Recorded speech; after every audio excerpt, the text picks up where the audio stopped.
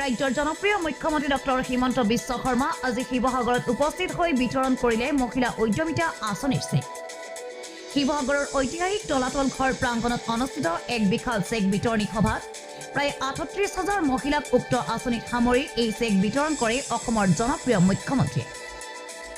Check বিতৰণী অনুষ্ঠানৰ অন্তত সাংবাদিকক সম্বোধন কৰি মুখ্যমন্ত্ৰীগৰাকীয়ে আগন্তুক বিধানসভা নিৰ্বাচনৰ ক্ষেত্ৰত শিৱসাগৰক লৈ সমস্যাত পৰা বুলি ধেমেলীয়া মন্তব্য আগবঢ়াই সকলোকে আমোদ দিয়ে। অলপ লাহে লাহে কৰি গৈ থাকিব লাগে। ৰংঘৰৰ শেষ হোৱাৰ পিছত মানুহে তাৰ ওপৰত কমেণ্ট দিব, ভাল হ'ল বেয়া হ'ল। কাৰণ এতিয়াতো আপোনালোকে বিল্ডিং চিমেণ্ট শিল বালিহে দেখি আছে। প্ৰজেক্টটো কমপ্লিট হ'লে যেতিয়া ৰাইজৰ পৰা আমি এটা এছেছমেণ্ট পাম, সি তেতিয়া প্ৰেৰণা যোগাব আৰু দুটা নতুনকৈ কৰা।